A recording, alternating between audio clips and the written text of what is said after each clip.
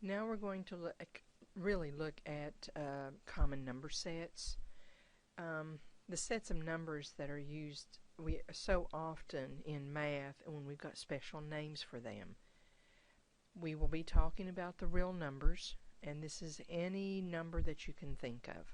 Positives, negatives, square roots, fractions, decimals, pi, anything that consists of real numbers.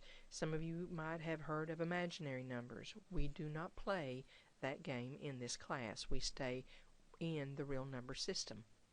Now, real numbers are broken down into two different kinds. I've got irrational numbers and rational. Base word here is the word ratio, and ratio means a fraction. Every one of these numbers here I can change as a fraction. This would be negative 17 over 1. This, if you type in negative 4.5 in your calculator and ask the calculator to frac it, let's see, that would be, what, negative 9 halves. 0 over 1. This you can change to a fraction. This one you could change into a fraction. Actually, that would be 2,133 over 100 if you ask the calculator to frac it. 72 over 1. So when I can change it into a fraction and I get that exact number back, then that's why it's called a rational number. I want to think this one right here is 9/8. So maybe try that and see if I'm right. 1.125.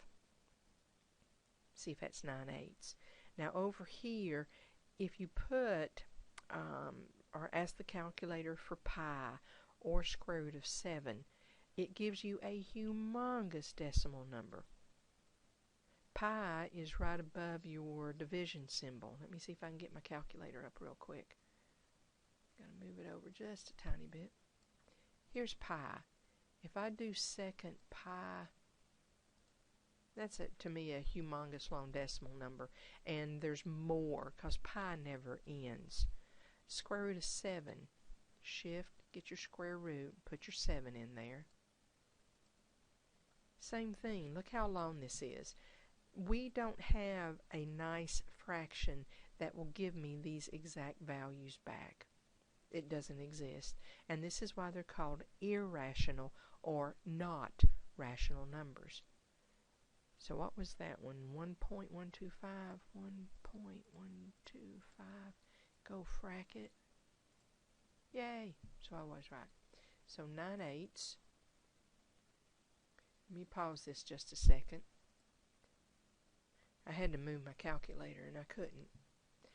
So now, that's all I've got in irrational numbers. Square roots, or, cube roots, anything that gives you a humongous decimal number that you cannot make it as a fraction.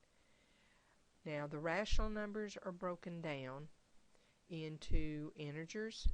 These are your positive, negative, whole numbers, and your natural counting numbers. And if you start counting something, you always start with 1, at least I do. So that's what this section is about, getting used to what are real numbers, what's irrational, what's rational, and how they're broken down from there. Okay? And that's it.